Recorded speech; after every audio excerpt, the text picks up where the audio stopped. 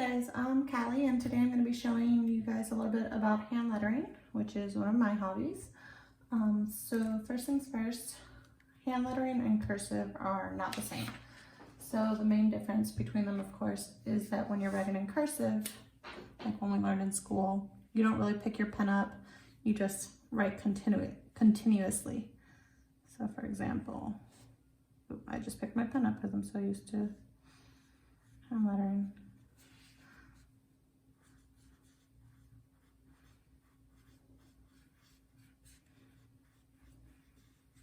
So those two are in cursive. The pen stayed the whole time. Doesn't really look that nice to me. With hand lettering, you take your time, you pick your pen up, you can give it whatever style you want. So for me,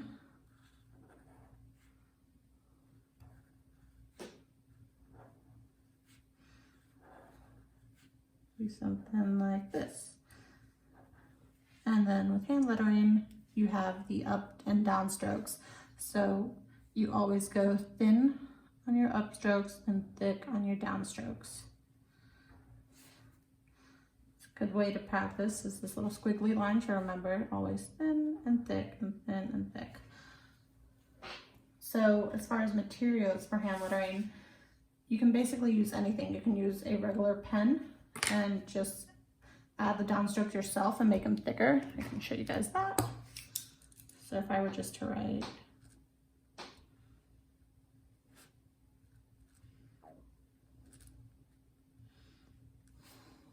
have that, then I could just come in and fill in my downstrokes so it looks like I did it with a brush pen or calligraphy or whatever.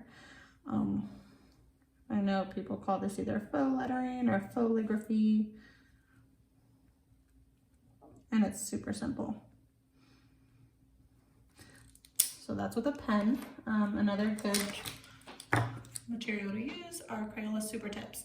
These are great because obviously they come in a ton of different colors. They're super accessible. The PX sells them pretty much, and you can find them at any store.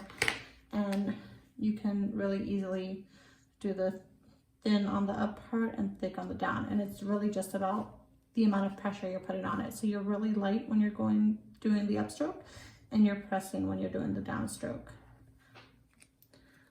The other thing I have are Tombow dual brush pens. So these are the brush pens.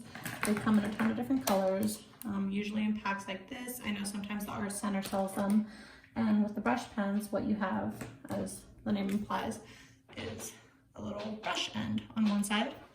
And then the other side is just a regular tip, which you can use to make the faux lettering like I did there. But with that, you can see thin, thick, thin, thick, thin, thick. These are really good for hand lettering. They are bigger than the super tips, so if you're trying to write really tiny, it might be a little bit harder, but for big hand lettering, super easy.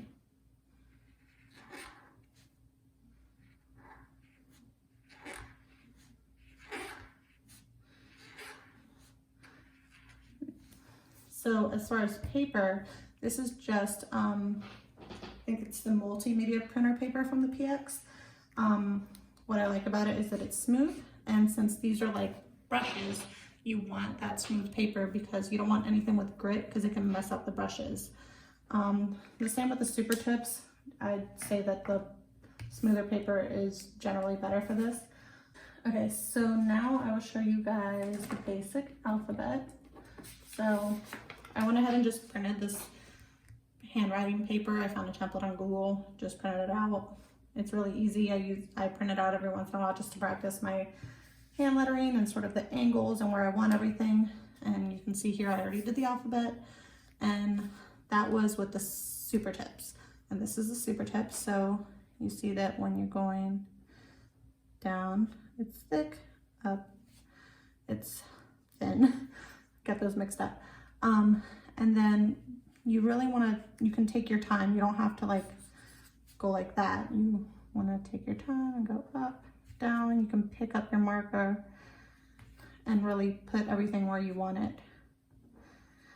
when you're doing a phrase or a letter, you can change around like sort of where the bottom part of your letters end, but you want to keep it somewhat even so it doesn't look like completely haphazard all over the place. So if I were to write, let's go for super with super tips. I could do my U up here.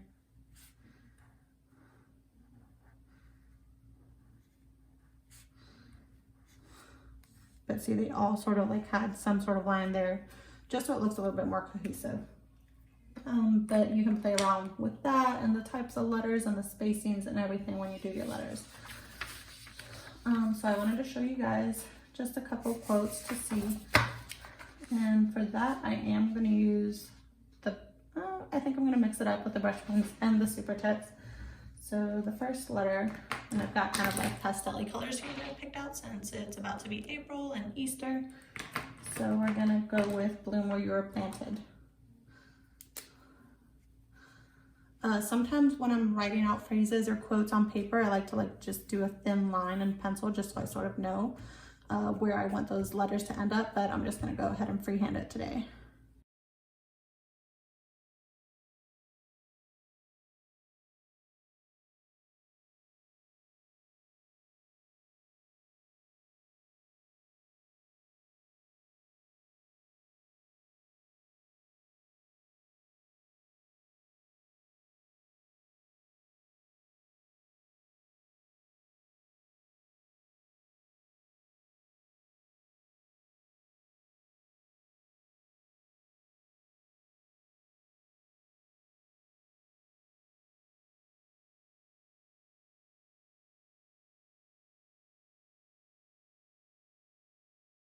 So with these, it's just sort of getting used to like the feel of the pen in your hand and when you should be picking it up. And let me not forget how to spell planted, hold on.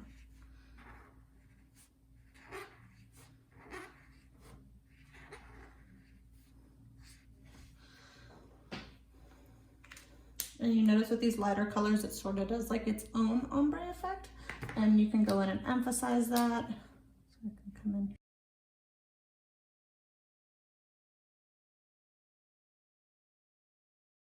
Give it a nice effect. And then this one isn't as thick as the other one. So if I wanted to add onto it, you can always just make it thicker. So your downstroke is thicker.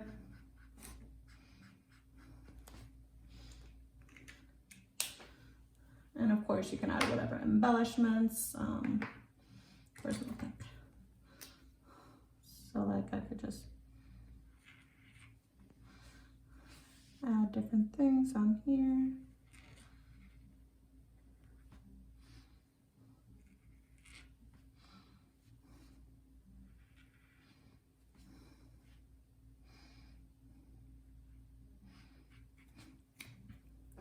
Just to make it look more decorative, more like curly cues, whatever you like.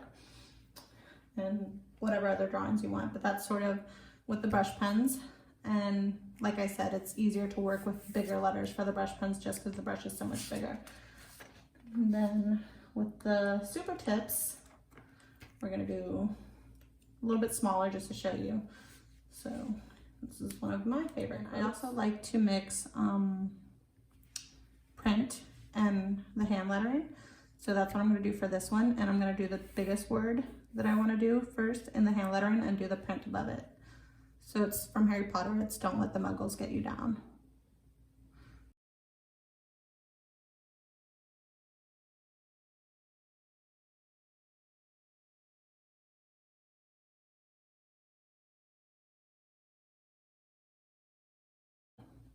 With this one, I kind of want my downstrokes to be a little bit thicker than what they were when I first went over it. So I'm just gonna go back in and make them thicker myself.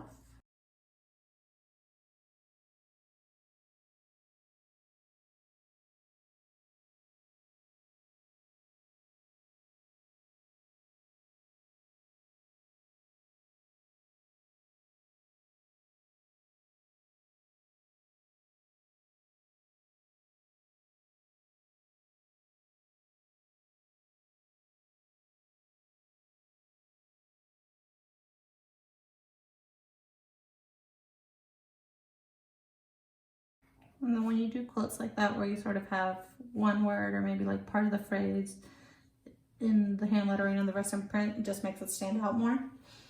And then the N is funky.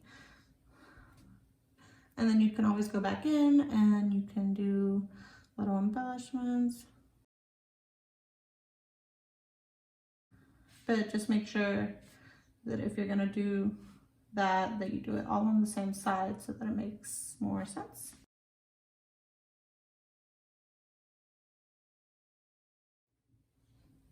I like going in with my gel pen and just making little embellishments on the inside as well, just to make it pop more.